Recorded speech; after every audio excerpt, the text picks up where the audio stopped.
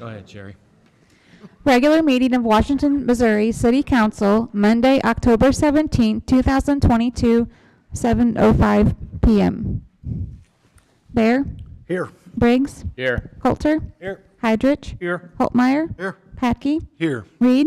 Here. Wessels? Here. Please rise for Pledge of Allegiance.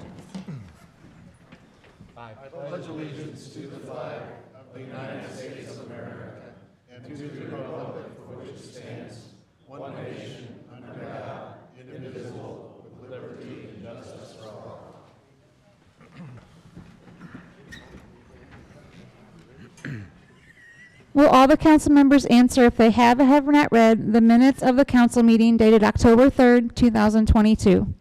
Bear? Yes. Briggs? Yes. Coulter? Yes. Hydrich? Aye. Holtmeyer? Aye. Patke? Yes. Reed? Yep. Wessels? Aye. Motion to approve. Second. Motion by Albert, second by Patke. All those in favor, say aye. Aye. Aye. Motion passes for the minutes. Approval and adjustment of agenda, including consent agenda. You have the change order number 1 and final payment request for manhole lighting. Final payment request for Westlink lift station, and we are tabling item 7A. I'll make a motion. Second. Motion by Patke, second by Holtmeyer. All those in favor, say aye. Aye. Motion passes. Let them know that. Yeah, I think we should. Priority items, mayor's presentations, appointments, and reappointments. Recognition for Jennifer Bruni, Communications Director for the TQC Leadership Apprenticeship Program. Okay. You go ahead and handle this. I don't see. Well, I don't know if any of those are here for that. People in or the not. back there. For what? I'll find it. People in the back. For what? Oh. Yep, they're on. If there's any others, though.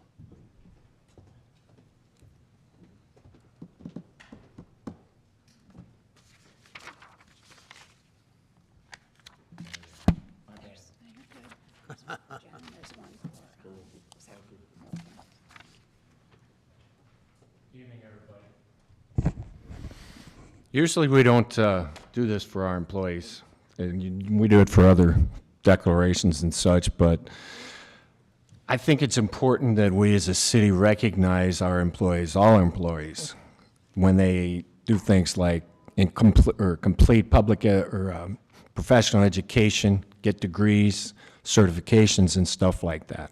And I'd like everyone in this room to know that we have 2 people doing that. I hope and pray next meeting we have 10. So, all right, first one, certificate of training. This certifies that Jennifer Bruni, City of Washington, has successfully completed training for the Quality Coach Leadership Apprentice Program. Jennifer, please.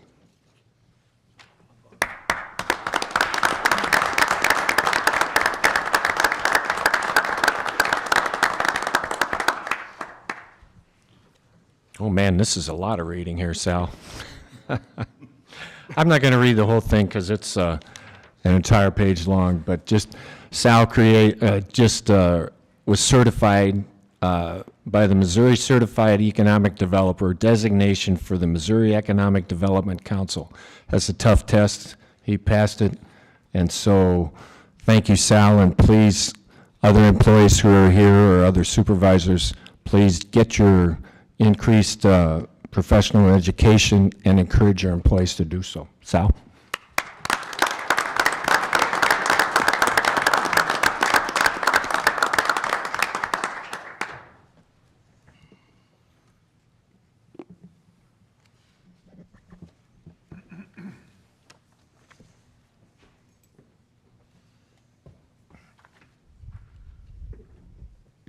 Police Department reappointments. Good evening, Council.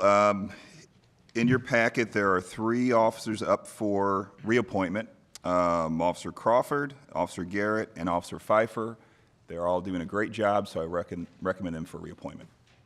Make a motion. Second. Motion by Holtmeyer, second by, was it Mark Heidrich? Yeah, it's Heidrich, sorry. More discussion. Okay, all those in favor? Say aye. Aye. Motion passes. public hearings, rezoning Plat 18 Stonecrest. You want to talk about the ground rules now? Folks, a little bit before Sal starts here, we're going to try and set some ground rules. There's 6 of you who have asked to speak, so we're going to limit our public comments to 3 minutes. And at Let the beginning, applicant go for yes, 5. we'll let the applicant go for 5. So I will try and cut you off as gently as I can at the 3-minute point. We would like to be here at we'd like to be out of here a lot quicker than P&Z was the other night, if you guys were here for that. So, thanks. Go ahead, Sal. Sorry about that. All right, good evening, council. So on your agenda tonight, there's actually 2 applications. So in this presentation, I'm going to go through kind of the basics of both. But the first one for what you have on your agenda for 3A and 3B is just for the rezoning. Later in your agenda, there is a request for the approval of the final plat. These are not related. You can get a final plat approved without getting a different zoning approved. They're just happen to be going through both at the same time. So, and now I'll explain that when we get to the vote that P&Z had because there was different votes for each one. But this request is essentially a rezoning of approximately 16 acres on the northwestern side of the Stonecrest subdivision, just south of the Phoenix Center development, and again, just east of Rabbit Trail here. You can see it's currently zoned R1A, single-family residential. We have a variety of zonings in this area. You can see this red is all C2 general commercial. This lighter blue is R3 multifamily that allows for actually single, 2-family, and then up to traditional multifamily. There's some 4plexes, 6plexes down here, and then duplexes as you get to the southern side of it. And then in Stonecrest, you have a majority of R1A single-family residential. There is a couple different zonings. You can see just one small portion that is adjacent to this is R1D, which is just a denser single-family. It gets down to 7,500 square foot lots. And then they do have off Andrea Crest and off that first entrance into Stonecrest, you can see there is some existing R3 zoning. And so this specific request, and again, a little background here, this goes a little bit off of the subject property, but as I'm sure all of you are aware, the city has already been in negotiations with the developer on getting this connection done, so getting Earthcrest to connect from Phoenix Center west towards Rabbit Trail, and this is a connection that has long been in our comp plan. So that's when I talk about the plat being separate from the requested rezoning. The plat is more related to actually getting this right-of-way dedicated for us to be able to build this connection. And so that is the agreed-upon location of the road that our city staff and the developer has looked at. Obviously, this bridge to the south is off the subject property, but it does connect to where you see the right-of-way end on the requested plat. As for the request itself, I kind of zoomed in here because you can see on this piece, there's what we call a flag lot. Back in 2001, when this was first subdivided and Stonecrest kind of took off, none of this had been annexed into the city, and so this was the only way they could get contiguous to the existing city limits. So that's why you see the shape of this property look that way. There's no actual proposed development here. That's just the remnant piece of that parcel. But when I zoom in here, you can see the request. They're asking for rezoning this portion here, about 11 acres, to R3 multifamily residential, and they do have about 4 acres here. Let me make sure I get that right. 2.55 acres here. That is 2-family, R2, 2-family. That's more traditional duplexes, and this is existing single-family. So whenever you look at that and how it compares to the surrounding, you have, they're requesting to put the R3 adjacent to existing R3 and commercial, have a buffer of R2, and then leave this R1A. So you kind of have that transitional, or you do have the transitional R1, R2, R3 zoning that we always try and encourage. So again, this is just here zoomed out so you can see the request for the rezoning does go to the parent parcel, but again, that's not any developable piece of property. That just shows that remnant piece. And then again, here is the plat that actually shows the 6 acres north of the proposed road, 4 acres south, and then the 2.44 acres for the R2. So you can kind of see how you'd have multifamily kind of row housing here possible, and then that circle drive here for some more development, and then duplexes in this location. And then again, the single family existing off of that. So at P&Z, I was asked to show kind of how this fits into our longer range plan of where these connections are. So I wanted to point out in red are the proposed connections that are on your agenda tonight for multiple, not just this development, but another one. You can see there's Rabbit Trail extension to the south to Beaker Road. That's on the agenda later tonight. And then you have this east-west connection between Rabbit Trail and Phoenix Center. And that's obviously part of this development. In yellow, we obviously have some other connections that are shown on our long-range comp plan. Obviously, there's a stub at English Crest that goes to the what used to be the Clay Camp Farm. Now it is owned by the horse camps. And then you have East-West Parkway to the south here. So you can kind of see how this all will interact with each other as this development continues south. And then I'll get into the planning and zoning vote. So staff's recommendation was approval of the rezoning and the plat, given that they are transitioning the zoning from existing R3 to adjacent to commercial zoning, R2 and then R1. It kind of allows for a natural buffer along the creek, being adjacent to commercial and, like I said, existing multifamily, and then bringing that slowly back to the single family. So anytime someone requests multifamily zoning, we always try and encourage that transition type of housing or transitional type of zoning, which is what they're doing. For the P&Z vote, the Planning and Zoning Commission last week voted 6-3 to approve the rezoning, and then they voted 9-0 to approve the preliminary plat. So I'd be happy to answer any questions you have of staff. Any questions from the council? I will say there was a lot of questions last week as to why we don't have a site plan of what this is going to look like.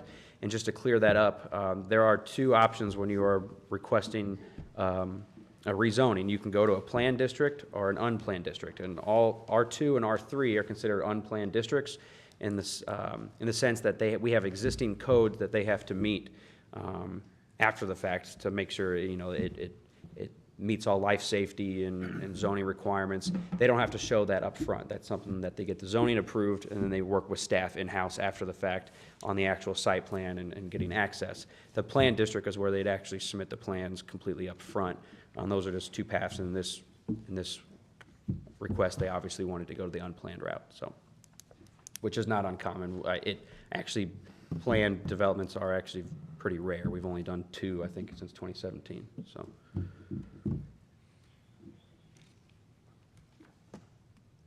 All right. Questions? Thank you. Okay. 5 minutes to the. Okay, like to give 5 applicants, or 5 minutes to the applicant, please?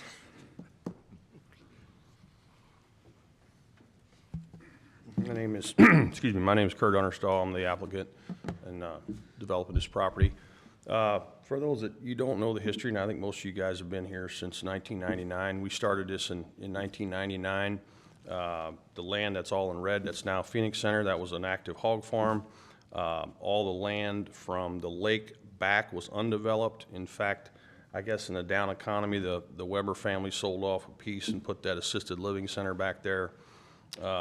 They started developing in a bad time and had a tough time selling it. Now Vic's taken it over and finished it out. So basically, my point is we have developed this land in reverse in that we didn't have access in 1999 off of Rabbit Trail Drive. So we started at the back of the farm. We made larger lots, put the lake in, put all the detention in, and as we went closer to the north, is when we started transitioning smaller lots, and we were always going to do some sort of townhomes, multifamily configuration. We had a remnant piece of land behind the dam. We put in R2, R3 units there. We put multifamily duplexes in. At the time we did that, we had all kinds of people concerned. Now everybody says, oh, they love them. In fact, we had grandmas moving in and living with their parents. You know, the parents are in Stonecrest, and they found a spot for mom and dad to live, or, you know, the father died and the mom's living there. So we feel like we provide living access for all walks of life. We keep the quality of the home and the quality of the construction at the high end, and that'll be no different in this development. As I mentioned at P&Z, a lot of people say, why don't you have all R1? You know, with R1, with the flood of the tennis court lights and all the commercial, my concern is that we're going to be able to sell a R1 product back there. So again, a multifamily product, it lends itself to senior housing, which we've got a lot of demand for that right now as all the baby boomers grow older. They're looking for a place to downsize. Townhomes is another thing that's allowed in an R3 district, very similar to what's down on the Riverfront. Those are townhomes side by side by side. So again, that allows us to do that. So at this time, you know, we just feel this is the right zoning for what we're trying to do. And again, we butt up to R3 to the west. We butt up to commercial to the north. And, you know, that's kind of where we're at with it. So if you got any questions while I'm here, I don't want to take up any more time than I'm allowed, but. Any questions for Kurt, you guys? Well, Kurt, I think most people's concern is there's gonna be a bunch of apartments there. No, there's not, Mike. In fact, the layout right now, if it was purely on, you know, and I mentioned this at P&Z, I had St. Louis developers wanting to buy that out, and I wouldn't sell it to them because they were wanting to put small single-family homes. And I think there's a place for that in Washington. I just don't think that's the place for it. The quality wasn't there, so I wasn't interested in that. And then as far as what we're building here, we're building high-end, nice stuff, retirement stuff, young professionals, school teachers, they need a place to live. So that's what we're looking to do there on that back corner back there. But the whole land, Mike, we went from R1 up against Northcrest that butts to everybody in Stonecrest. We put that R1 in September. Then we went to R2, R3. So this is as textbook as it gets as far as zoning to take and transition to what I'm up against back there. So it's not Kurt, going to be a lot of units. What a lot of people are upset about is the word R3. We don't see your drawings. We know you don't have to present them yet. But, you know, people want to know, you know, are you thinking a 3-story structure? Are you thinking, you know, I mean, just heading you off at the pass here a little bit, what are you thinking? How many units in one building? Well, you know, the units that were built down in next to Our Lady of Lourdes Church, I think those are 8 and 12 plexes. One of them might even been a 16-plex. So again, it's all about the quality of the build. You know, I've got a sketch plan that I submitted to the city because we're working on getting that road through there. You know, it's a one-pass deal that we didn't even go through and design utilities, didn't design services, but we have a sketch plan, kind of what we're thinking. I mean, if you want to show that, we can show that. But again, I don't want to lock you or me into that because we're still trying to get the road figured out. We're still trying to figure out what it would look like. But right there, that's all single family, swimming pool, tennis courts, R2 duplexes, and then the apartments would be over in the corner. Okay, I'm just saying, you know, there's a lot of people here concerned about it, you know, and we don't know. Yeah, I mean, that's a one-time pass deal, and as you see, everything's buffered by single family. Everybody in Stonecrest is to the right and to the south. This land actually hooks around to the north of the former Clay Camp Farm, and then it's to the south of Phoenix Park. So we feel like this would be an excellent place for retirees to live, and again, young professionals. Kurt, are those multifamily, are those shared wall type units? Yes, very similar, Mark. The ones in pink would be very similar look to what's over there at Willow Twist, across from Hillerman's. where everybody's got like a 1,400 square foot retirement, 2-bedroom, 2-bath with their own garage, and then they're hooked together. It's kind of a single-story townhome look. Again, it would be brick.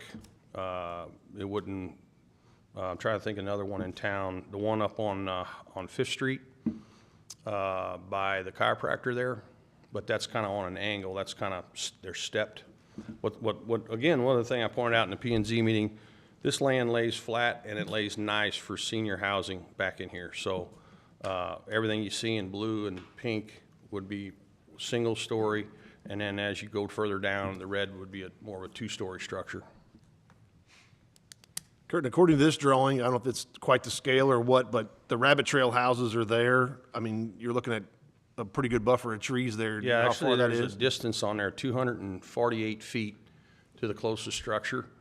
And all that green space that's shown up there would remain on the left side of that. So basically, we have no intention of removing any of the green space that's there along the creek. Obviously, we got to take some of the green space out to connect the road to go over. There's going to, I don't want to overstep my time, but right below Rabbit Trail, there is a bunch of trees that are going to have to come out when that road connects, right in there. Right. Those trees will have to come out just because the road's got to go through there. That's where the bridge crossing's Yeah, would you slated to track go. that road over, John, for us? We put the cursor, track that road over? Yeah, unfortunately, with this drawing, it cannot, it's, Well, just The other one you had. just run the had it on there. cursor, there you go. Okay. yeah, here I can, here, Yeah. I can, show you. Sorry, I thought we had it pulled up, here, That's- yeah. there you go. Can I see all those too? But under this plan, this would have more of a buffering than most apartment buildings in Washington. There's a lot of buffer space here. So again, our goal is to make a quality product that everybody can live in and can enjoy the area. So how many of those structures in the red are gonna be ground level and 2-story? The red ones will be 2-story. All the red ones will be 2-story? Red ones will be 2-story, correct. Okay. Everything else will be, the blue and the pink will be single story. So there's nothing higher than a 2-story in that? Right. Now, when I say 2-story, I want to caveat that, and the way the parking is right now, Mike, it all has to stay 2-story. But if those buildings were to be turned, you could obviously go two stories to the front, 3 to the back, and step your parking in the back if the developer wanted to put some garages in the basement. But that would be it'd be the same look, it just turned 90 degrees. By our code, we don't consider walkouts a count story, so if you have a walkout basement, it's still considered 2-story. Right. Sal, while you're there, I mean, so the buffer to Rabbit Trail, I guess, is my biggest thing there. I mean, we don't even require, what is it, 50 feet now, right? But if it was R3 to R3, we wouldn't require any. No, that's correct. So if you live in Rabbit Trail right now, you're zoned R3, whether they're for it or against it, whatever, we wouldn't require any. You could actually take the trees out and put it in there, but in this case, we're leaving them there. That's correct. Am I true by saying that? Yeah. R3 to R3 does not require any buffer. Okay, but that's staying there, so it'd be what we would normally do with 1A or whatever, yeah, okay. What is it, 20-foot buffer? between- If it's R1A to R3, it's 20-foot buffer. But R3 does not. Well, in the interest of time, I just wanted to explain what's going on here, and I will yield to the other folks in the room, and if you got any questions, I'd like to have a chance to answer those. Thank you. Thanks, Kurt. Okay, folks, first one on the list is Steve Richardson. Richardson. I think you said Richards. Mr. Mayor, members of City I'm Council. sorry, can you state your name and your address, please? Yeah, my name is Steve Richardson. I live at 2404 Rabbit Trail. I am the president of the Lake Washington Condo Association, and I'm here representing 56 homeowners who will be directly impacted by changing the zoning of Stonecrest Plat 18 to R3. I'm here tonight not to ask you to kill the request, although it would be nice, but to table the request until people who who are impacted see some plans. Tonight, we've seen some plans. Our neighborhood for the last 6 years has been nothing but cement trucks, builders, and of course some speeders along Rabbit Trail as all this has been developed. This past weekend, the neighborhood's 4th brick mailbox was knocked over, and we have daily traffic circus at the corner of Highway 100 and Rabbit Trail, and yet we continue to try to be good neighbors. Enough said. We know and we understand progress is coming to Washington. If you continue to build condos and villas, which we did see some in there, in keeping with the neighborhoods, that's fine. But don't ask us to accept changes to our neighborhood without telling us what the changes may be, and I understand that he's not required to do that. What if the current owner of the property sells? The changes can be the R3 changes can become multi-story buildings, and they can be changed. We have plenty of examples of parking of apartment buildings in town with noise, light, traffic, and possible crime that we don't want in our backyards. Once they're built, they're not going to go away. All we're asking is to see the plans and have some input. Example, the property is in a FEMA floodplain. How will that be handled, and how will it impact the neighbors? It's evident that the project is not supported by the people of Stonecrest or the Lake Washington Condo Association. These are the project's neighbors. We don't want these to be pushed down our throat. Please table this and meet with the people from the Condo Association in Stonecrest. Show them the plans and get some input.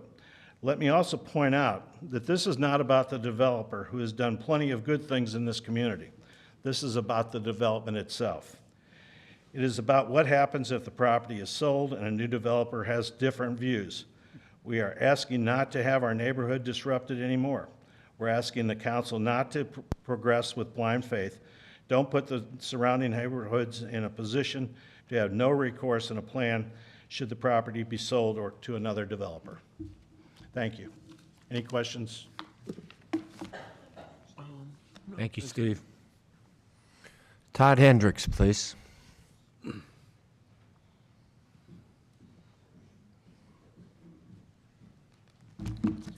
I'm Todd Hendricks here from Stonecrest, 3310 Deutsche Crest Drive, so I'm representing a number of the members from Stonecrest. And I guess what I'd like to start off with, times are tough right now with the downturn in the economy, and if this gets turned around to R3, it's going to lower the values. That's the biggest concern for the residents in Stonecrest right now. We're going to big chance of lowering values of our property, and that's going to be a harder impact on us. One of the things that's been floated around in the previous P&Z meeting and an article in the Missourian is affordable housing. And Mr. Mayor, as you know, at a previous board meeting that both you and I serve on, the question that I had asked, what's affordable housing? That's a definition that nobody has clarified or answered for me. And so what is affordable housing? Is it a cost, size? If I ask all 8 members of the city council, probably get 8 different answers. Affordable housing, I understand, is needed, but out on Highway 100 West, we have a number of units that are built out there, and they're continuing to be built. And Mr. Honorstall has indicated that, to me personally, that he's planning on putting in affordable housing behind Casey's. That's what's going in there, and Mr. Mayor, you had indicated that also. Now we're going to put in more affordable housing off of Stonecrest in Rabbit Trail Drive. How much do we need? And I know it's been stated that we have teachers that can't afford housing. Well, what percentage of teachers need affordable housing? I mean, we probably got a small percentage of teachers that can't afford the housing because they're, early on in their careers. Kurt, Mr. Honorstall has thrown out a sketch plan here, and a number of times he said we, and he doesn't also want to be locked into that sketch. And my question is, and the residents of Stonecrest, is Kurt going to be the builder, developer, or is he selling the land? I'd like to know that, and so would a number of the residents. Biggest question that a number of us have, which again, I started out with talking about the impact, if this is sold and it does get rezoned to R3, is how do you turn around, set restrictions in a development such as Stonecrest? People have built, purchased homes with the intent of what was set out when they first moved in there, and now you want to rezone it to R3 at 80% of the way through? Is that really fair to those residents that have, that moved in there? So that is, I guess, one of the things that's hitting a lot of the residents in Stonecrest right in the face. They're not very happy with that. How do you change the game 80% of the way through? That's all I have. Any questions? Questions? Thanks, Todd. Thank you, Todd. Brandon Rodriguez. No thanks, okay. Baker Gary, or Gary Baker. Sorry if I mispronounce.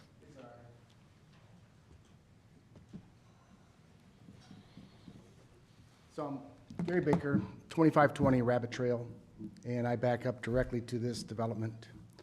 My only question is to Mr. Understall is, will he give his word to this council that he will not sell that property if he gets it rezoned to R3? That's the only question I have. Hey, Gary, can I just ask, is that, I mean, I know that's not prevalent to a rezoning request, or is it? Well, if he, with his history of developing in this area and his history of living here for all these years, as his family's name's everywhere, it would mean more to me that he would be attuned to keeping the project more contingent to the neighborhood, as opposed to some outside developer that could come in and doesn't have a care for this city as much as he does, and would just run amok and put in whatever he wanted. I had a question early on in this process, which was, what is the height restrictions in this area, R3? 3 stories. If they put 3 stories building, well, the other part of that is also, Mr. Understall said that he would put in this 200-foot barrier. Another developer is going to say, heck with that, I don't have any restriction in R3. So I will just build as much property as I can. And then that just puts in the wintertime, there'll be parking lights lights in the parking lots, as well as, churning in the mornings of cars going in and out, churning at night. I mean, I worked for 38 years to have a peaceful morning, and I didn't expect to buy my house last year, then all of a sudden be backyard neighbors to, a couple hundred unit housing unit. So I feel that if it does get rezoned to R3, which I hope it doesn't, that at least if Mr. Understall is in charge of it, developer, that I have confidence that it will be a decent and respect the area. I guess I just want to make a statement that you guys who live at Rabbit Trail and are zoned R3 now, you do realize that you could sell yours or buy the one next door and build a 3-story complex right there tomorrow and don't even have to come to us. Well, that's part of my concern, is that the person that developed our neighborhood had the respect for the neighbor and the community in large, Lake Washington Estates, and just in general keeping the like housing in the like areas, as opposed to all of a sudden in a radius of basically 1 and 2 family homes, about a mile radius, you're going to plop in high density housing, which is incongruent with what the neighborhood is.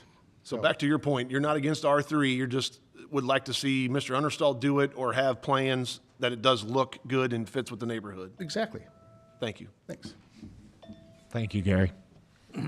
Ed Menifee. Can we refuse him to talk? Ed Menifee, Citizen of the city of Washington. Studeman Road. You know who this is, Sherry, I guess? Okay. Go ahead, sorry. I'll keep it short for you. My tenure in working with the city, I've been all throughout the city, been involved in planning on various things. It's great to see the connection between Rabbit Trail, Stonecrest, and Rabbit Trail and Beaker Road for traffic reasons. And I look at the zoning plan, And I had a mother-in-law that lived in Quail Runs, or Rabbit Trail housing right there. At 2 stories, and they back to back, I don't see much difference between what's zoned there and what's here. As far as it affecting the other homes further south, this is way up in the north, right next to Rabbit Trail, and they're by each other. I mean, if you're talking about impact on homes and what they're worth, Rabbit Trail should have made that impact already. I will say that you send all this to planning and zoning, and you rely on them to have hearings and talk to people and take information and look at ordinances and zoning and give you an opinion. I think they gave you what they feel. And I think you have to trust in those people that you put forward and consider what they have to say. I am glad to see some, from the one diagram, some plotting of where housing will be. And I will tell you that if we're going to grow as a community, and Sal can back that up, we need homes to have youth, young people come and work in the industry and to draw industry and to work in the businesses and to keep a vibrant community, keep a great base for everyone, a great tax base, and a great, Washington's a great place to live. Why wouldn't you want to come here? So, thank you. Thanks, Ed. Last speaker tonight, Mike Edler.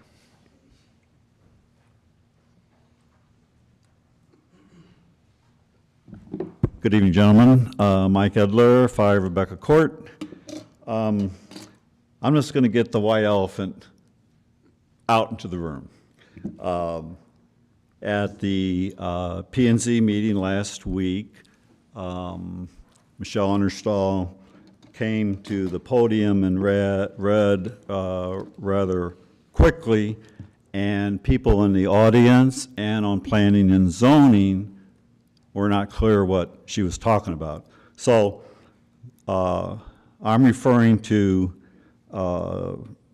it's called Indenture of Trust and Restrictions of Stonecrest Subdivision, Plat 11. These restrictions were recorded at the Recorder of Deeds on July 6th of 2017.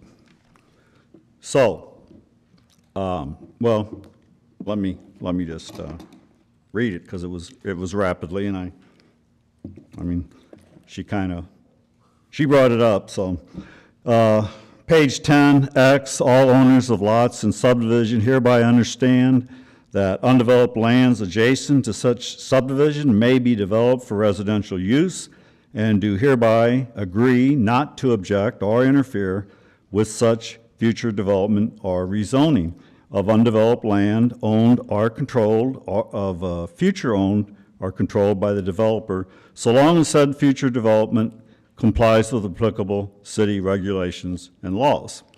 So, there was confusion, talked to several people. It is recorded.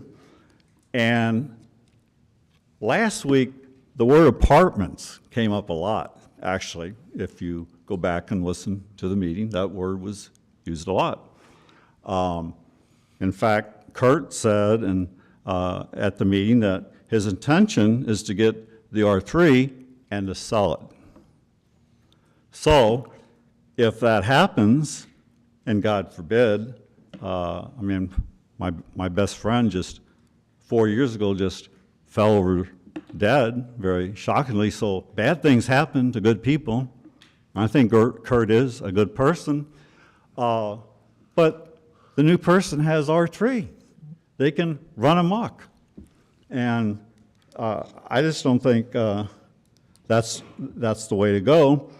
Also at P&Z, it was said that there's going to be 120 units, including a mix of two-family and single-family attached homes, with which means that the homes would share a common wall.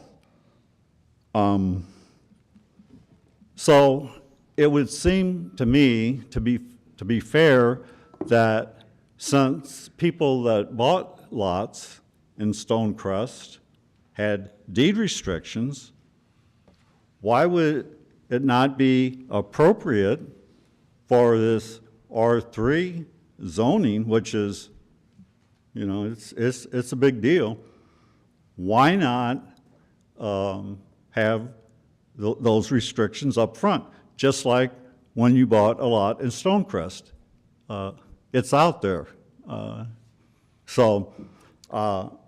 Mike, can you wrap it up a little? Yeah. 3 minutes. Could, I mean, am I the only one that ran over? Or are you just timing me? Okay.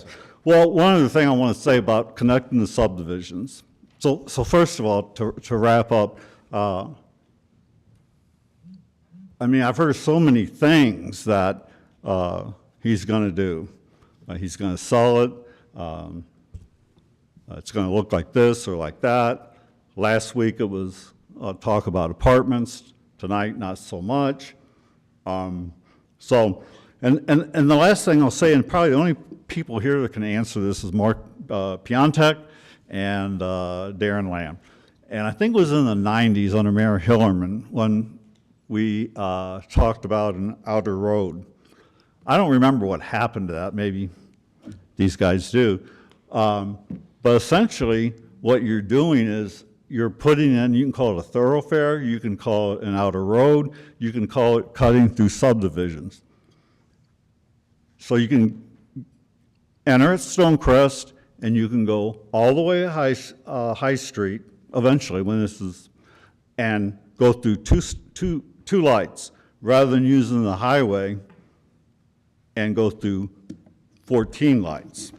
So I think rather than, people live in subdivisions for a reason, you know, so I would think the city should go back and look at that outer road, because you're going to be dumping, Washington's going to continue to grow, and we went from 2 lanes to 4 lanes to, you know, now this outer road or thoroughfare, whatever you want to call it, and I don't think you're going down the right road, just my opinion, but thank you. Thank you, Mike. Questions? Anybody? Question, you can ask if there's any questions of the applicant.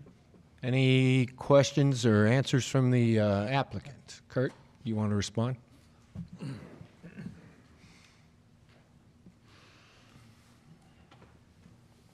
tried to take some notes here, and so let me just go through here. But one of the concerns and fears, obviously, every time you look at rezoning is I hear, and I've heard, you know, just so you know, I've been doing this since 1993.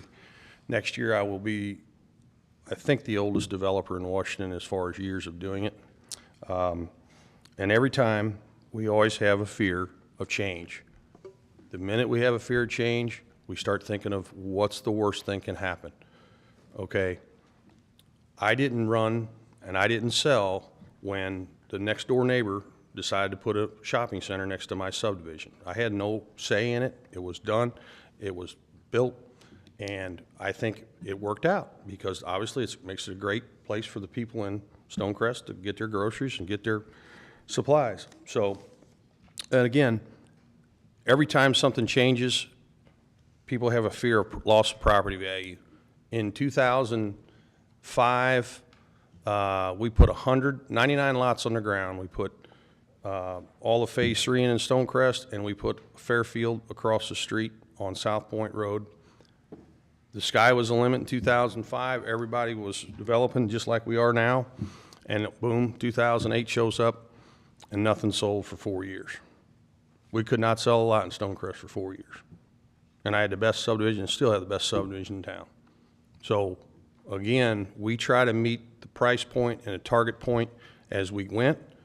The key, and I've been preaching this for 30 years, single family doesn't mean quality. As we all know, I could put 1,000 square foot homes back there, four walls, 412 pitch roof, vinyl siding, and that would be considered single family. And I would not do that. I would not do that because that would be a travesty to the folks that have concern about property values.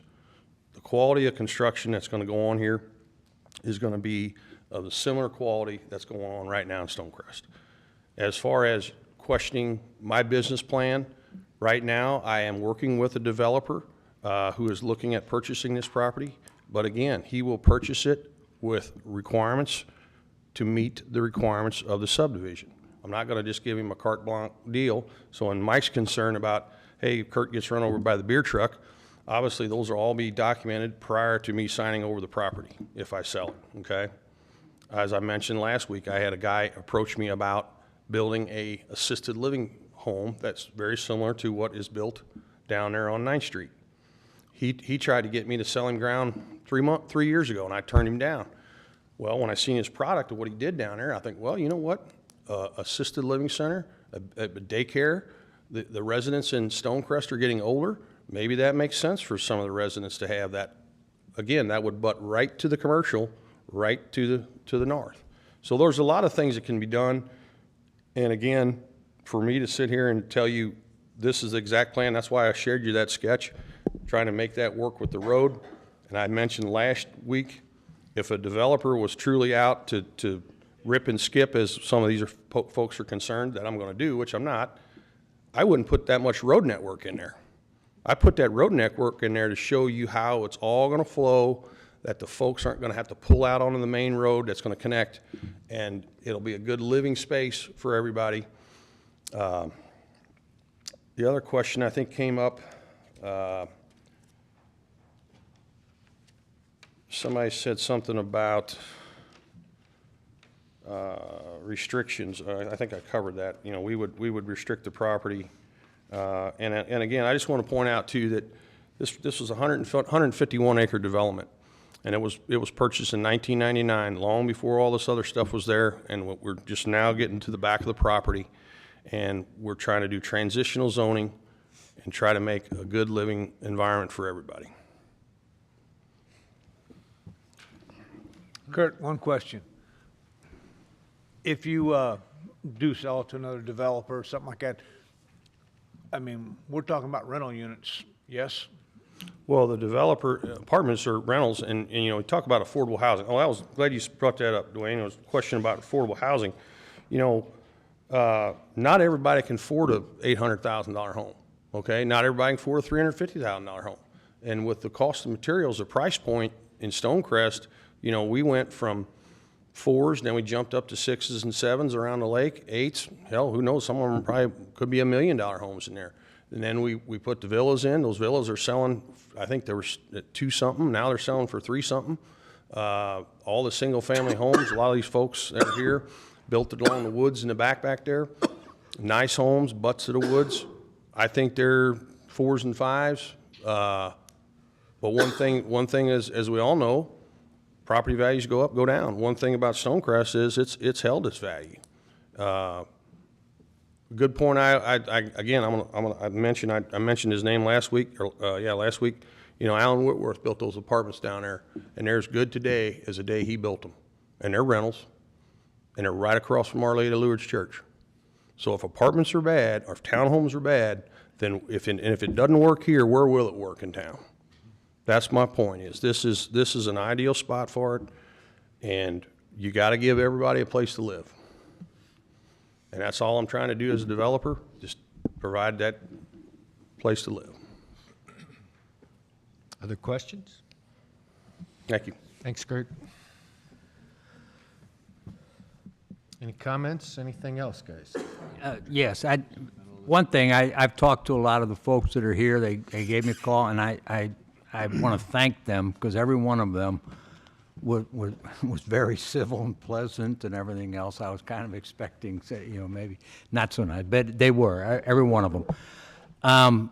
One of the things that I pointed out to some of you, and that I still feel strongly about, I feel like we have to have a system in place. We have to. And we have a plan, a long-term comprehensive plan, and that plan, as you've heard a couple times now, calls for setting up buffers, et cetera, so things aren't on top of one another. About 2 years ago, this council approved a similar zoning request, and it was set up the same way. And there were some people from some 1A areas who were concerned about it, but what they were shown was that there was going to be an R2 buffer and then the R3s would come next, okay? So, and that's the system. That was the plan that was put in place. That was an example that came to us, and we followed that plan. I think it's really important that we stay consistent to an accepted plan. I don't think we can jump around back and forth. You know, it's okay there, but it's not okay here. I think doing that is going to be more trouble than what we want. So I like the idea of a system and then trying to be as consistent as we can. Okay? Thank you. Mark, and when you say your system, the transitional zoning is what you're referring to? Yes. 1A, 2A, 3A, butts up to commercial, other 3A, et cetera. That's why, when I looked at it, it makes sense in that aspect, that it was done right. I mean, I think we can go so far as that what the city would suggest to a developer that we would want. So that when you say system, I think it is in place and for the right reasons, hopefully. Now, Sal, is that correct? Like this R3 has no deed restrictions like the rest of Stonecrest, or Talking can about it like be? the covenants and restrictions? We don't review those, so neighborhoods can impose those as they see fit. And we don't ever review covenants, restrictions, or enforce them. That's up for the neighborhood association to do that. The only thing the city can enforce is what's within the zoning district.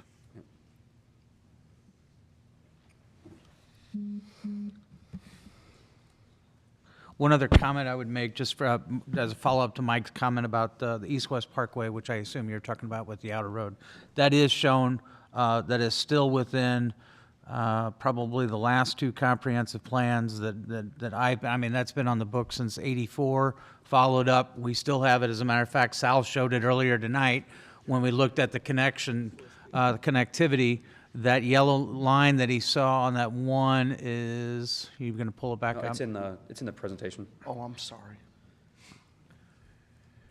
But anyway, to answer the question, yes, it's very much reviewed. As a matter of fact, I talked with the property owner along there actually Friday afternoon after seeing some of the movement going towards in the direction of Beaker Road, and the fact that, yes, it's still relevant. Yes, we still use it. As a matter of fact, we anticipate as Highway 47, for example, if funding becomes available, the opportunity for us to go ahead and increase that from 2 to 4 lanes, just like what's been talked about all the way from Washington to Union, but that would be a first phase, and also to incorporate that East-West Parkway roadway connection to the 4 lanes at that time.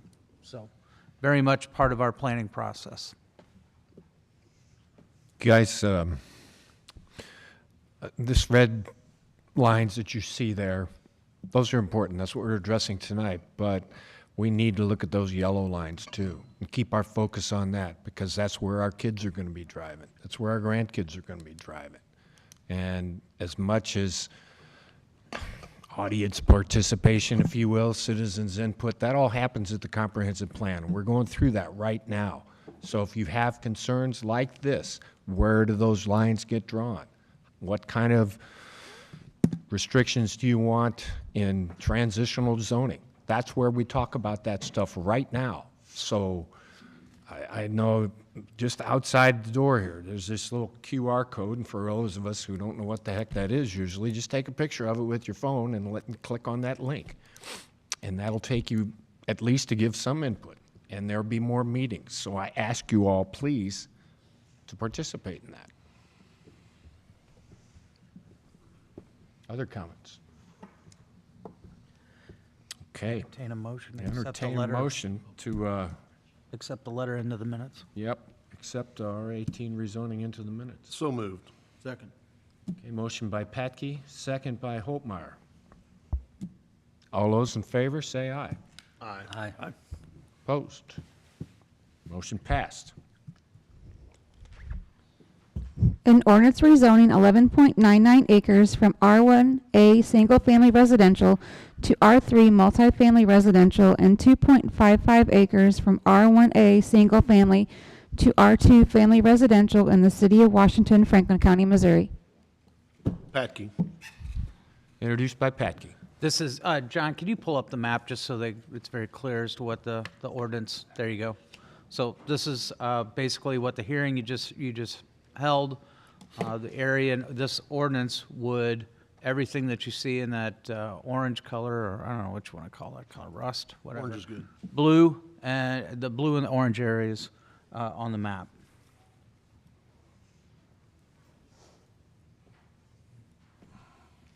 Okay. Questions? Second reading. Okay. Go ahead, Sherry.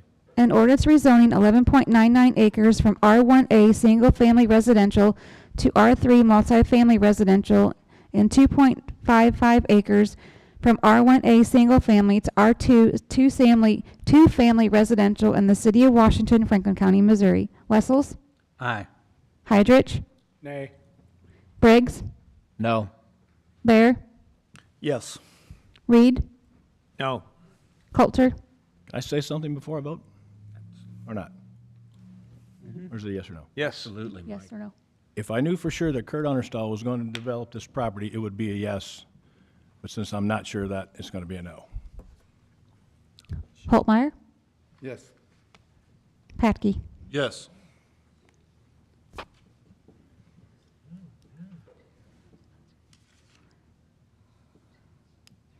It's a tie. Yep. I need to say something to you guys. I thank you all for your inputs, both pro and con. I understand where you guys are coming from. I've heard it again and again. We have a housing problem in Washington, Missouri. Okay? We need to grow. We have the mechanism in place to do that. We've got a good developer with a good plan. There are no perfect situations and there are no guarantees. I understand that. But Kurt's coming pretty darn close. So I'm going to vote yes.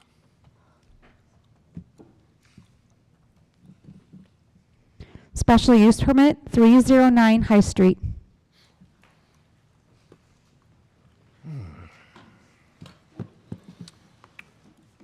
All right, your next request tonight is a special use permit for 309 High Street in order for it to be used as short-term lodging, or more commonly known as an Airbnb.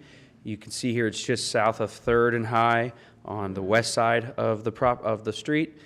There is one directly catty corner that we actually approved about 2 years ago.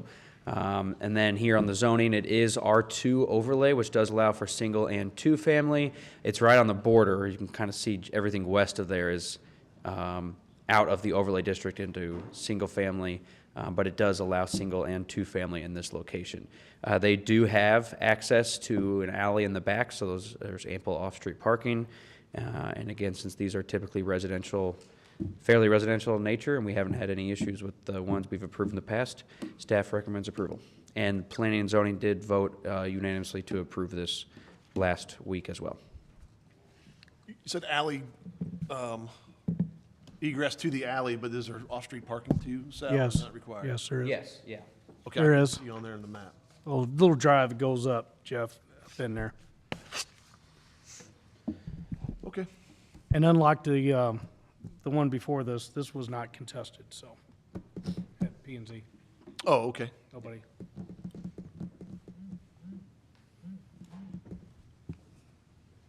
Discussions, questions? Yeah, you gotta have it. Yep. Open up the floor. Okay. Any comments from the floor, folks? Okay. I'll entertain a motion. So moved. No vote? Okay. Moved by Patke, seconded by Holtmeyer. All those in favor, say aye. Aye. Okay.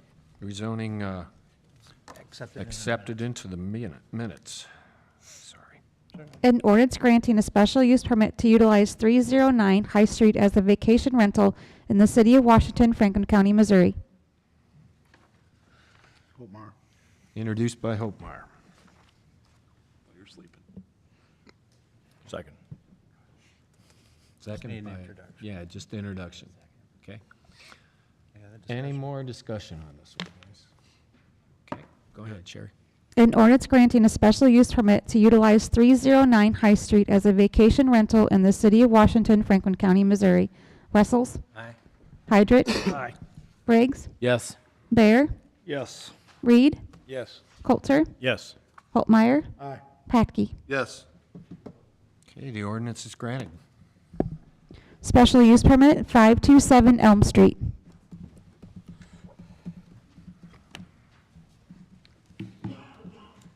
All right, the next request is another special use permit for short-term lodging at 527 Elm. So this one is actually just outside of our downtown district. If you all remember earlier this year, we changed our downtown zoning to extend it to any properties that touch Fifth Street. So this is directly across the street from downtown zoning that would actually allow it by right.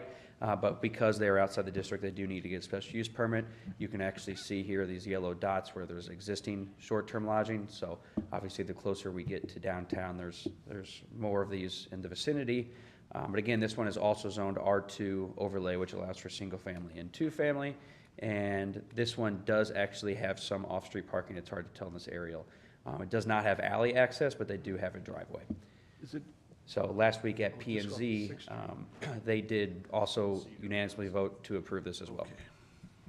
And we did not hear from any opposition that night. That's across from Manuel Lutheran, right? It is, yep.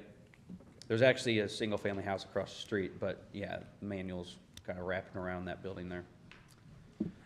Sal, there's access around the back of it through the alleyway? No, so they do not have access through the alley, but they do have off-street parking. Okay.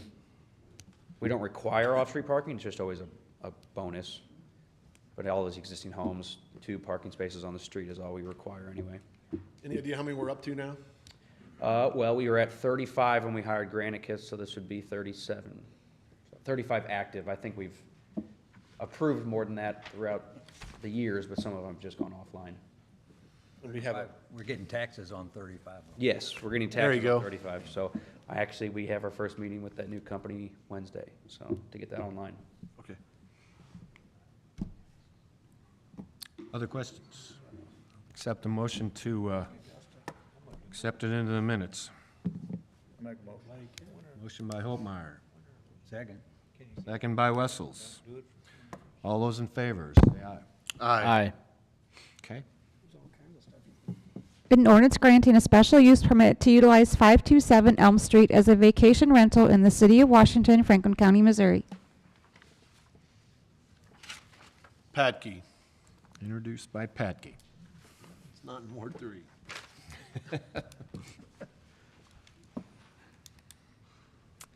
Any more questions or discussions, guys?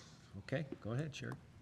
An ordinance granting a special use permit to utilize 527 Elm Street as a vacation rental in the city of Washington, Franklin County, Missouri. Wessels. Aye. Hydrich. Aye. Briggs. Yes. Bear. Yes. Reed. Yes. Coulter. Yes. Holtmeyer. Aye. Patke. Yes. Okay, by your vote, the ordinance is granted. Citizens' comments? Okay, folks, anyone from the audience who would like to come speak their mind, please step up to the mic and state your name. Young lady in the back wants to. She was the applicant of the last. Oh, Yeah. Okay. talk if she wants.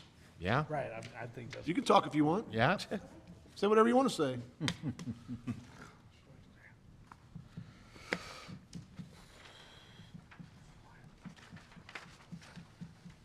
Hi, I'm Gretchen Burton, and this is Rob Burton, my husband.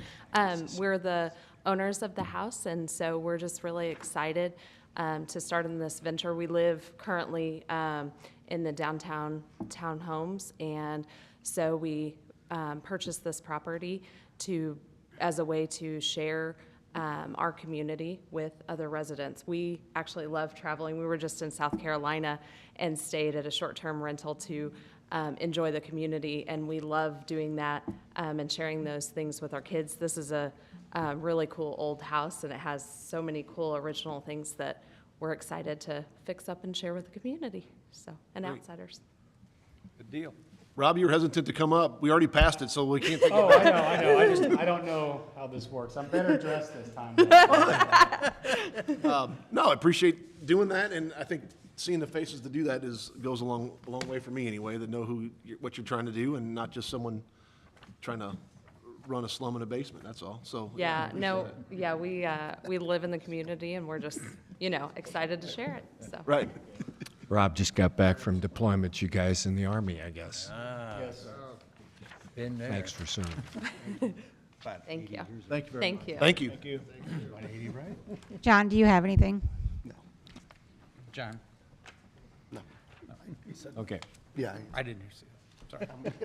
Ordinances and resolutions, an ordinance authorizing and directing the acceptance of a proposal by and between the City of Washington, Missouri and Sikich LLP to conduct the annual audit. Patke. Introduced by Patke.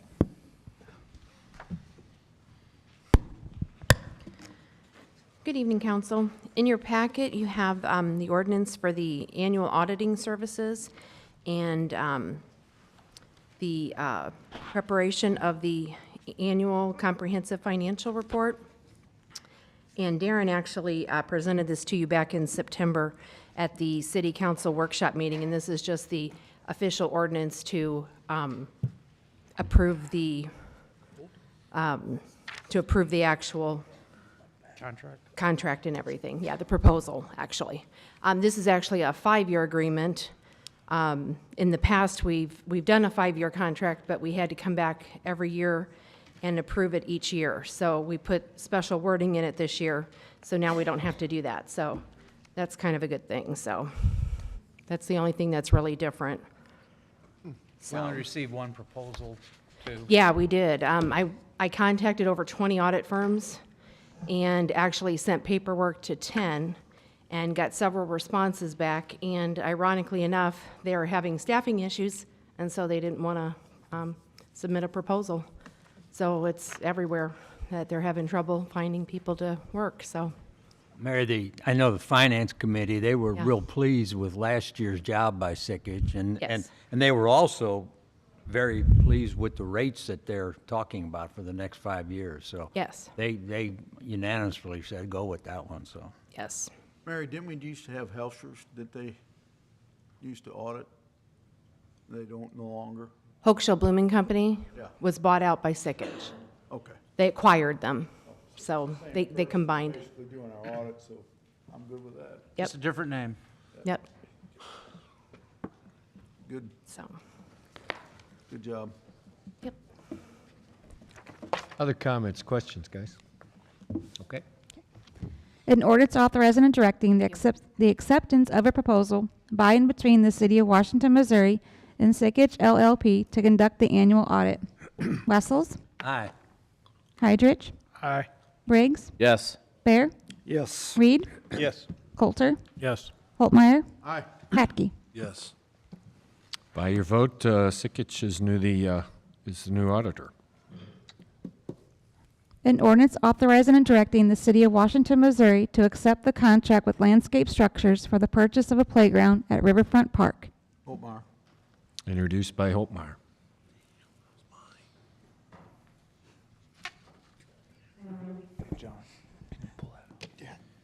Good evening, Council. This, in your packet tonight, you'll see a letter describing a playground for Riverfront Park. Since I've been here, we've had, my department's had a number of requests for a playground down there, along with requests to several organizations that run events down there. Downtown Washington has had numerous requests. There's a lack of activities for kids to do during special events. So with that said, we budgeted for a playground in the fiscal year budget, this current fiscal year, 22-23. I've been working with Downtown Washington for probably about 2 years now on this project. They agreed that they would fundraise for the project. Tyler King of Downtown Washington is soliciting donations of $85,000 for this playground. The actual price comes in at $81,373. The remaining money would be used for installation of sidewalks, benches, tree replacement, things like that. The site location, if John John, can you pull that one up? It's east of the Riverfront restroom there in that big grassy open area. There's one possible smaller tree that we would have to move to fit it in there. It can't really be any closer to the restrooms in that area there on that side of the trail extension because there's a sewer main in there, or some kind of sewer utility in there. So that is a good open spot. It's highly visible. The playground would be train themed, and Tyler has secured, Tyler King of Downtown has secured a $10,000 grant from Union Pacific to go towards the project. He also has a commitment from Mark Tobin of $25,000 to help purchase the playground. It would be a cooperative purchase through Sourcewell Cooperative Purchasing Program, and if council approves tonight and I ordered it tomorrow, it'd be here in early April. And so Parks, my staff would do site grading, installation of rock and drainage, and then the connection to the sidewalks. And we could do all that in March when the weather starts to break, and have the site prepared for the playground to arrive in April, and then installations included with the price that Tyler received, and probably be a couple days, maybe a week tops to get that installed. So, What kind of surface? it would be mulch, and we went with mulch just in case we had another flood of '93 type incident. It would be less maintenance and cleanup. The mulch would float away in theory, and then we'd just put new mulch down. So Wayne, we're saying that downtown Washington is going to spend every money for this, all the money for this project? So they're trying to fundraise 85. The total budget was 88.4. So the city will contribute labor and some rock and drainage and stuff like concrete, things like that. I'm glad you did bring that up. And so downtown, the city did this with the All Abilities playground out there. They, I don't know how to describe this, but they will fundraise and will make a payment this coming year, and he said he could already make payment if he needed to, and then again next year. So 2 years, and that's kind of how we budgeted to fulfill their commitment of $85,000. Okay, I was just curious because Phoenix Park waited forever and ever and ever. So I was just wondering how we had money for this project, and for several years we had no money for Phoenix Park for that side of. Well, it was only budgeted if we got a donation, Okay. or if they could raise the. If they could raise the money, and then plus you got the private donation on top of it, which is part of their fundraising. And speaking of Phoenix Park, I haven't been out there lately. Did we ever get a fence up there yet? No, I was just working on the bid document just a few minutes ago. Okay, because before I vote on this, I want to see a fence get put up.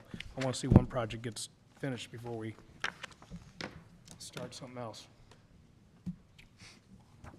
Mark, just so you know, and through Park Board, it's been, $35,000 has already been donated there. The Downtown Washington came to the Park Board with the idea that we want a playground here. They will fund it by donations and whatever they were gonna do to make it happen. So the city is initially paying for it out front and getting the funds back. Yeah, I get it. I mean, I remember the All Abilities, how Right. we put that up front, and then Correct.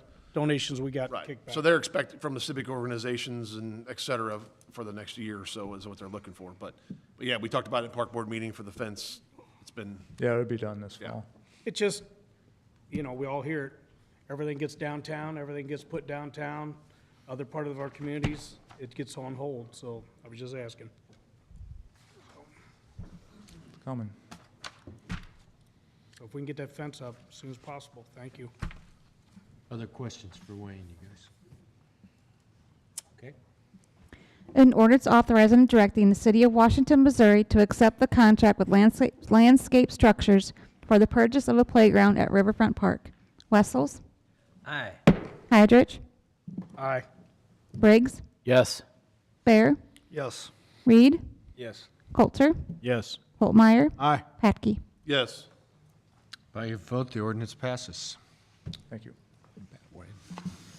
An ordinance authorizing and directing the city of Washington, Missouri to accept the sales contract from Joe Mawkins Ford, Columbia, Missouri for a 2023 Ford F-550 truck with snowplow and spreader. Patke. Introduced by Patke. Good evening, Council. This is a replacement of one of our 2007 model snowplow trucks. The state bid is going to be opening up the first week of November, and you got 1 day to load all your vehicles in for a state bid contract. So we're starting now. The truck probably won't be built till next summer. We may not even have it ready for next winter. So the truck we have now with 92,000 miles, we'll use this winter for snow removal. We'll use it probably next year for snow removal before we sell it off. We budgeted 95,000. It came in at 111. In 2021, we bought the identical vehicle for 85,000. We thought, well, 95,000 should be an acceptable increase. We just can't keep up with the inflation rate. So we do have some other equipment and vehicles under that budget that are coming in under budget, so we should have enough to cover it. Tony, what do you expect to get, just curious, for the 2007, when time comes to sell? What You probably get easily 10, 15, 12,000, somewhere in that price range. It is a diesel that we're selling. We've had to replace the bed once already because it rusted out. We've had to do some rust work on the hood. So the salt trucks just take a beating. And these trucks don't only do salt. In the summertime, they're patching potholes, they're picking up yard waste, they're just general purpose. Single axle truck. Pardon? Single axle, not a tandem. Yeah, single axle. So, yeah, tandem would be 3 times that. But we're finding now that the smaller trucks with the increased number of cul-de-sacs that we're having to snowplow, the smaller trucks sort of complement the bigger trucks when they go into the areas, and it's going to get to a point where we're going to have a small truck in almost every area. Most definitely, they get right around there. Yep, no problem. Yeah. Other questions? Go ahead. All right, thank you. An ordinance authorizing and directing the city of Washington, Missouri to accept the sales contract from Joe Mawkins Ford, Columbia, Missouri for a 2023 Ford F-550 truck with snowplow and spreader. Wessels? Aye. Heidrich? Aye. Briggs? Yes. Bear? Yes. Reed? Yes. Coulter? Yes. Holtmeyer? Aye. Patke? Yes. By your vote, we've got a new truck. In 2 years. In 2 years. In 2 years. Yeah. An ordinance authorizing and directing the execution of an agreement by and between the city of Washington, Missouri and Control Technology and Solutions LLC and Verigy LLC, doing business as Verigy. Heidrich. Introduced by Heidrich. A couple weeks ago, we gave you a presentation on what's needed to go ahead and replace the HVAC system over at the library. Just to briefly go over what was discussed there. Due to the increasing maintenance that we've got, costs for that existing HVAC system, which Ellie is here from Verigy, and I've got the chart showing the numbers, et cetera, of what we've spent. We decided to go ahead and seek qualifications for design of a new system. On April 1st of earlier this year, the city received 2 sets of qualifications. A committee was formed to review the qualifications and selected Verigy to move forward with the contract. As I said, this was submitted to you on October the 3rd. We wanted to let you aware of that and then bring the ordinance to you for the contract at the second meeting. The proposed ordinance of contract would be in the amount of $1,176,946.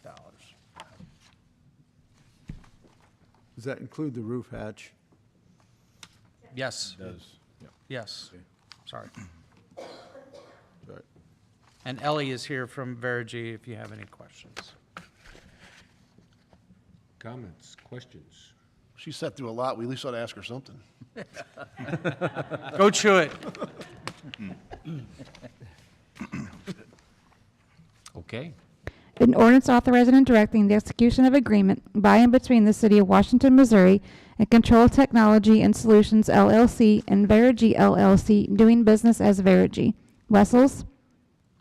I do have a question first. You can't do that now. You can do that now. Simply, the system we had over there, it seems like we've had some nightmares, of the system. When this work is completed and so forth, what kind of a warranty is, I mean, how long are we good for? You know, we want to just put this one behind us. Actually, the units that we're putting in have a 25-year life, and most of the equipment, or most of the components of those units have a 10-year warranty. I think the compressors might have a 5, but everything else has a 10. So it's a much more long-term system, and we're simplifying it significantly. We're ripping out everything that's really in there now and going back with more of a simplified rooftop variable air volume system that'll be much easier to maintain. Thank you. Especially since the Daikin system wasn't even put in correct in the first place. Ah. Right. By Peters Mechanical. Just FYI. I vote aye.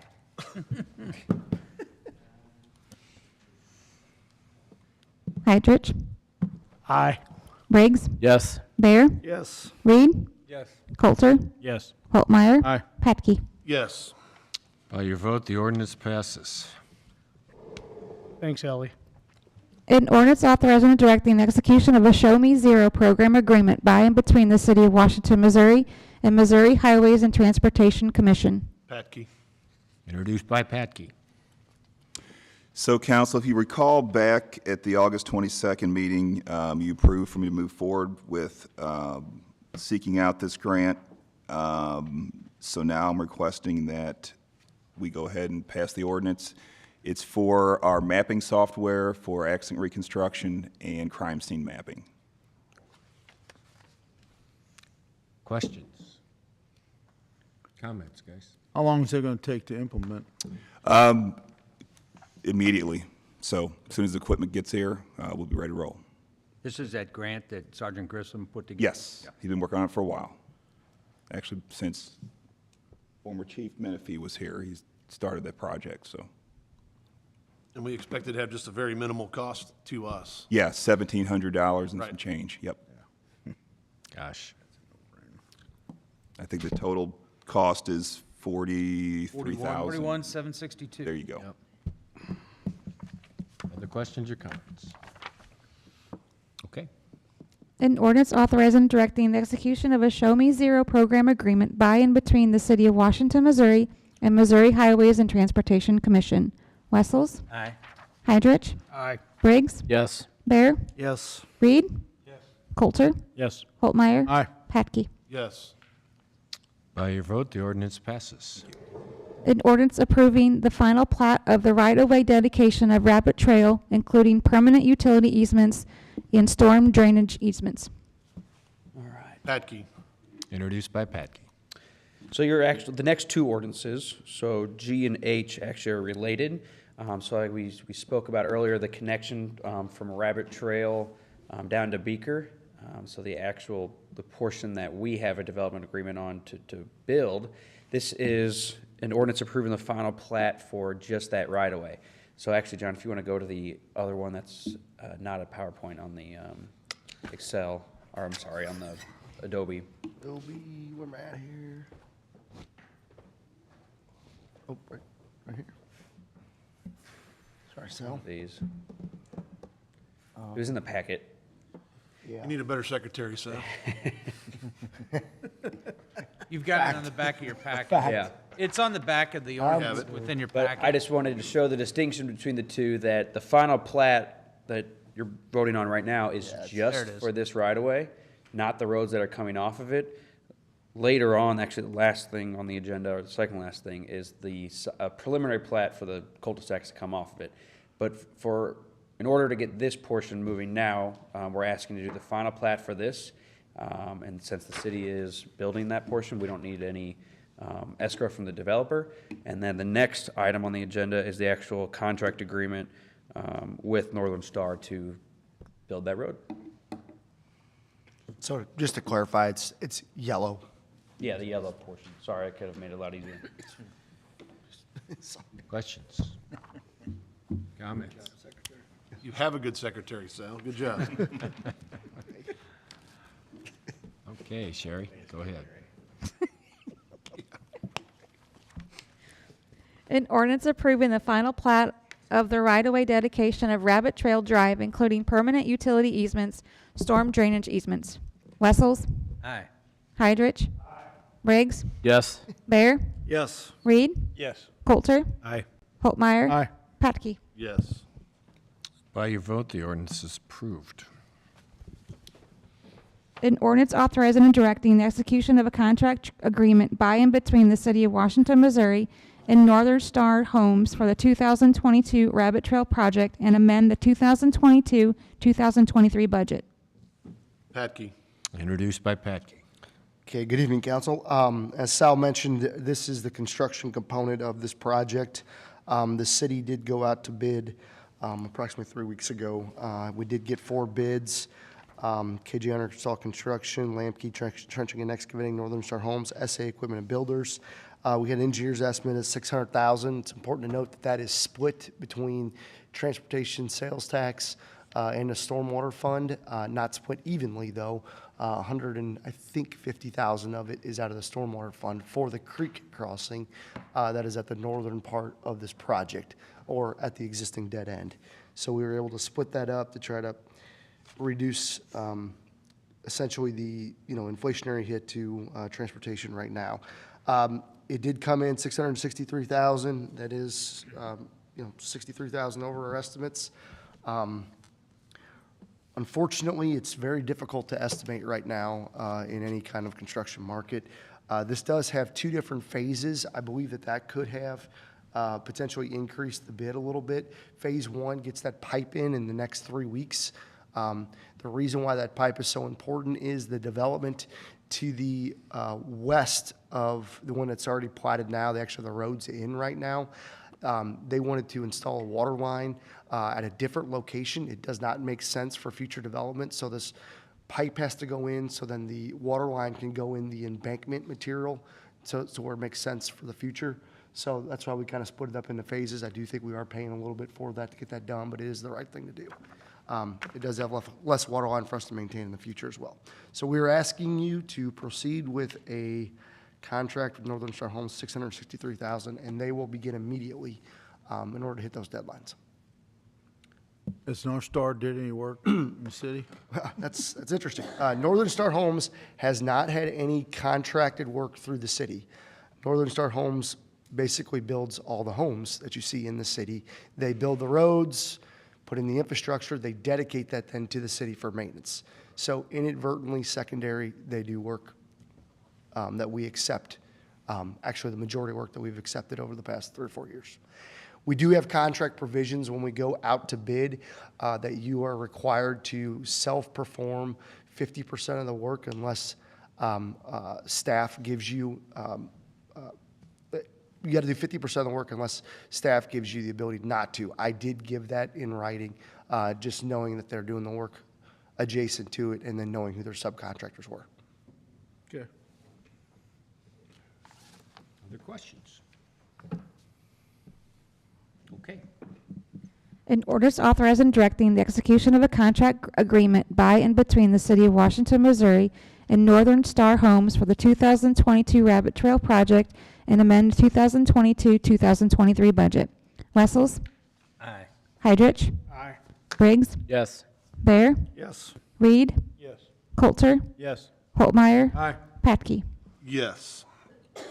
By your vote, the ordinance passes. Number I. An ordinance amending Schedule I speed limits, Table I-1, speed limits generally of the Code of the City of Washington, Missouri. Omar. Introduced by Holtmeyer. Okay, council, these next 2 items are essentially cleanup items within our speed limit code. It was brought to our attention at the traffic committee that we had to get some things caught up. Essentially, as indicated in the table, Cedar Street between 4th Street and Main Street, we'll add that to be 20 miles per hour. There's a sign that makes it 20 miles per hour, but that sign does not have an ordinance attached to it, so it makes it useless. So essentially, it just gets it caught up. It is around the Borge Elementary School. The second one is 3rd Street between Elm and Stafford Street. It actually expands the 20 miles per hour to 1 block to the east. And then in doing so, you have to remove 3rd Street between Stafford and Cedar Street. So it's just an expansion of essentially school zone signage in the downtown area. Pretty straightforward.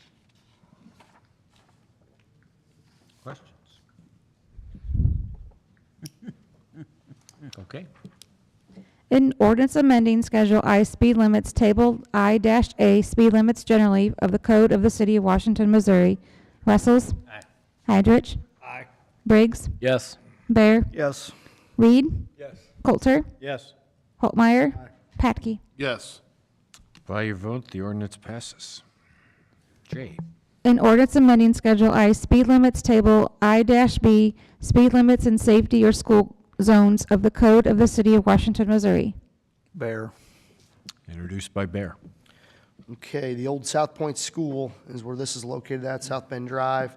As you're aware, South Point School no longer exists, so there's no reason to have a school zone. It reverts back to 25? Reverts back to the 25 standard. Questions? Okay. An ordinance amending Schedule I speed limits, Table I-B speed limits and safety or school zones of the Code of the City of Washington, Missouri. Wessels? Aye. Heydrich? Aye. Briggs? Yes. Bear? Yes. Reed? Yes. Coulter? Yes. Holtmeyer? Aye. Patke? Yes. By your vote, the ordinance passes. Commission, committee, and board reports. Preliminary plat approval, The Creek at Coke Farm. All right, so this is the preliminary plat directly adjacent to the plat that we just approved for the right-of-way of Rabbit Trail, but you can see here, this is the area they voluntarily annexed a couple months back as R1D, single-family residential, and this is the plat that they want to add for 32 homes. All of the homes here meet the minimum requirements of the R1D zoning. They're over 7,500 square feet. They have all the appropriate easements needed along each property. And then, like we mentioned, it matches our comp plan with Rabbit Trail, just to give a little bit of connection. So this is what we just approved last week with the final plat of the meadow at Coke Farm. And then to zoom out, you can kind of see how it fits in. So this is what has just gotten constructed in the past few weeks, and this is what we approved tonight. So over 70 new homes in total, which is good. Our lot inventory was getting very low. I would just add to this, part of the city constructing the yellow, part of that agreement to do so does not allow driveways to access. Yes, thank you. You have to access off the side streets, which is vitally important. In addition, there's a sidewalk as part of the yellow project that's going to be on the west side. That will be kind of somewhat a sidewalk to nowhere right now until the connection from Rabbit Trail to Vernacey or Northcrest gets completed. Then you'll have a sidewalk there. Then we just have one spot in the middle we'd have to connect. So that whole area is connected by sidewalk to the Phoenix Park area. So That dark line on the west side of the yellow? Yeah. Yes. Yep. That's what you see there. Yep. So just so you know, as we progress, the sidewalk plan is going to have to kind of work its way out, but there is a master plan to get that done. And that is why we approved a eyebrow here, is what they call it. So that way, these 3 lots will have Rabbit Trail addresses, but they will not back out directly onto the right-of-way. They will have kind of this bump out here that they can safely turn around without getting into traffic. And I guess the last portion of that is the Firehouse Lot that we talked about. This is all part of that master plan to try to get within the minimum driving time for a fire truck to keep our ISO rating what it is. So it's all part of that larger plan. So The fact that there's no driveways onto that Rabbit Trail Drive, is that a city recommendation or a developer? That's it. That was part of the development Part of the agreement that we wanted to work out with them, so that if we were going to go ahead and pay to build that road, we did not want driveways directly connected. Very good. And Rabbit, think of it, your conversations with Stonecrest tonight, one of the concerns was driveways and traffic along Rabbit Trail. Right. And this is our way of trying to, Not make it worse. get that taken care of and Right. and No, I think eliminate some of that that's stuff. well thought of, yeah. Other questions, guys? Well, I'll accept a motion, please. So moved. Second. Motion by Patke, second by Holtmeyer. Further? All those in favor, say aye. Aye. Opposed? Nope. Motion passes. Preliminary plat approval, 18 Stonecrest. Last thing. So, there you go, John. Pull up that plat. So this is, like we mentioned earlier, the actual approval of, I got it. There you go. This is what the actual preliminary plat is for, to approve this. Really, this is right-of-way that's connecting to the edge of the property line. The only comment we really have on this is that this still says Foxcrest. And if you remember when we did this first phase of that, Plat 17, we recommended changing that. They hadn't reprinted this at the time, and they were fine with changing that. So we just have a recommendation that we accept this with the change that matches Earthcrest. Other than that, again, the only reason there's not a final plat on this, even though we're building the road, the developer is actually putting in the utilities, and we don't have an escrow for that yet. So it's just a preliminary plat tonight. Once we finalize the utilities and get an escrow for that, we'll bring a final plat before you all to vote on. And again, no driveway access off of this section, and the sidewalk is anticipated to go on the north side. So you would not necessarily have to cross the roadway to get to the park. Discussion. Is the turn to the south property there that would connect into the bridge, that's not a too strong of a turn, or are we planning on future to tie into there? Right now, we're unsure with the layout that we saw. I mean, we don't have that laid out yet. Oh, okay. So I could see a plat amendment coming in to modify that a little bit at a future date. We just don't know yet. And that where it shows right now, that's not city property, is it? That's not in the city. No, so. No. That portion that's, Right. yeah, We have, Jeff was asking we've about. closed on this just last Friday, and tonight we're accepting this portion, but the portion in between still needs to be annexed. Right, right. Who owns that ground? Vic, Horse Camp. And it's important that everybody works together on that because that is access, to his outrageous purchase. So everybody's sees value in that. And we have, just with that, Cochran Engineering's they've done some preliminary, it is a bridge. I cannot get a box culvert to fit in there. So really, I was hoping we could get a deep box, but it's more of a short bridge. It will be a fairly steep incline, 7-8%. There's a pretty large grade change there, so which we kind of anticipated. So just keep that in mind. Further questions? Okay, I'll entertain a motion. Motion made. Second. Motion by Patke, second by Hopemeyer. Further?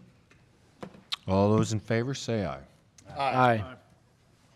Motion passes. Mayor's report. Give me a second here. Wasn't expecting that vote. 6 months ago, you guys, I was sworn in, and it takes a human being 6 months to adjust to any kind of change. It's certainly been a big change for me. I think the 3 new councilmen also could say the same thing. And what I see of the workings of City Hall, I see a organization that pretty much is clicking on all 4 cylinders, all 6 cylinders, if you will. 8. Yeah, let's get an 8-banger here. Anyway, and you guys know me, I'm big on leadership, and that's because of the leadership that we have here at the city, from Darren on down. And I would just like to say to everybody how fortunate I feel to have those folks in place, and quite frankly, to have a heck of a city council. Thank you, guys. Thanks, Ron. City Administrator's report. I do have one item. I don't want to get too far in the weeds, but I promise you a deeper dive into this topic, probably at your November workshop. If you read in the paper, I think I sent you a text of the County Commission voted to nullify the agreement that's been in place since 1993 to provide or assist us with support, best way to describe it, hardware, if you will, that helps us run our 911 system or in our dispatching so that we can remain a separate PSAP. And we're not alone. The city of Pacific, as well as the city of Sullivan, also have the same service for their citizens, because we had these things in place prior to the county adopting 911. The county commission, as I said, voted to nullify that agreement. I believe, if you saw, there was an article that was brought to my attention today, it was in the paper, basically talking about 3 different options of what they anticipate cities will want to do. I think their biggest concern, or at least where they're coming from, is due to the fact that their revenue source is no longer there with regards to it, because it's tied to landlines primarily for citizens. And as we all know, a lot of people have done away with their landlines and just rely completely on cell phones. So with that, I mean, for example, I think the city had asked the county back in 2006, my predecessor had sent a letter to the county commission at that time, and I think at that time there was 36,000 landlines and change that were in Franklin County, and today we're down to 11,000, to give you an idea. So the revenue is declining for the county. They've had to go ahead from what the discussions that we've had over time. This topic would get to a fever pitch and then drop off and wouldn't hear anything more about it. And then just recently it started again. So I think their concern is the paying for the ever-increasing cost to go ahead and provide the PSAPs. I think part of their intent, and I don't want to interpret what the county's trying to do, but I think that they feel that this county could be better served, or at least I've heard the comments made, that the county could be better served if we had a central dispatching unit at Franklin County.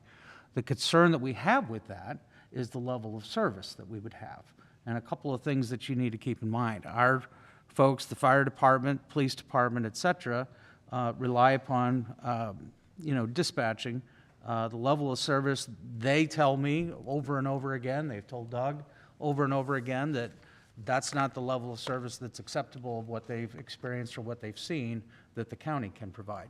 One other thing to consider is the fact that we have an ISO rating of 3 for the community. And with that ISO rating of 3, part of that is tied to how well we do our dispatching center works. So right now, they are almost at 100% of what they're getting their scores for with regards to when that gets evaluated. My concern, and obviously our emergency responders' concern as well, is the fact that would we lose that or would we jeopardize that if we did consolidate over there to the county? And that would be possibly, it would be a negative mark on insurance rates with regards to our commercial and our industrial. So there's a lot of factors in this thing of doing it. Obviously, it all has costs associated with it. So what we have asked, we've met with AT&T and talked with the gentleman that is responsible for coming up with the costs associated with keeping that hardwire connection for us. And we've talked about some options. And I wouldn't disagree with the comments that were made probably in the paper that you saw with regards, I think Commissioner Hinson threw out about 3 different scenarios. Either we're tied to the county and we go ahead and assume that cost for that hardwire, I mean, for lack of a better term, that's needed, or we go ahead and decide to go it alone and not be tied to the county, or we decide to consolidate. Those are 3 options. I'm sure there's probably variants of each one of those. Consolidate with who? Franklin County, which is the concern that we have with regards to their staffing. They've even, even discussed the possibility of having our dispatching team go ahead and locate within their facility and operate out of theirs. A concern that I have with that is that if you start to go down that path, there's no going back. I mean, it could, because you have a lot invested here with your dispatching. Darren, you said 3 options. One of them consolidate with the county, one Correct. go it on our own. What was the third one? The third one would be is right now, since they nullified that agreement, then we just simply pay for the cost that they were covering. So they were covering with that agreement the cost of They being the county. The county. So now they want to charge us for the cost, and it's basically for these T1 lines that have to go back and forth between the county. I don't want to get too far down in the weeds. We'll be prepared to give you a better presentation for you in November. But that's the third option. Two of the You- options are county-related. Yes, that's right, correct. okay. And one of them that we're looking at too, that we talked to a representative from AT&T, was what would be the cost if we, went alone and just did it ourselves. So those are things that, like I said, obviously we have I feel not only level of service speaks in terms of just what you hear from your own emergency responders, but the fact that you get contracts from other agencies that want to go ahead and use our service speaks volumes to what we can provide. And I would like to keep it and add the ambulance back here somehow. And we have had discussion. We had one preliminary discussion now with their new director, and I think he's just looking to get some more data or whatever, but hopefully those discussions continue and we can go ahead and do that. I would agree. It's a goal that we've set for ourselves. So we'll have more information. Hopefully I'll have some better sets of numbers for you to consider and look at the first meeting in November, but just let you know that because that agreement, basically, it's in place until December 31st of this year, but after the first of the year, then we have to have these decisions in place. That's all I had. Thank you. Council comments? I would just like to say I was fortunate enough this weekend to go to the Backstoppers Banquet. I know Councilman Hydrich and Coulter were there also. Our own Chief Armstrong is on the committee there. What a fantastic job. Chief Frankenberg, Chief Scorney were there also. Members of our, obviously Chief Armstrong, but members of our fire department also spearheaded a lot of the events that evening. Quite the event and quite the showing from the Washington Special Forces. So appreciate all that, and I guess just send along a thank you to those guys who did a lot of time, a lot of work. What a great organization, benefits everybody. So thanks, Chief, and Chief, pass that along if I'm not there at the next meeting. So thank you, guys. Thank you, Hunter. That's all. Just need a motion to adjourn. Need a motion to adjourn. So moved. Second. Multiples. All those in favor, say aye. Aye. Thank you, guys.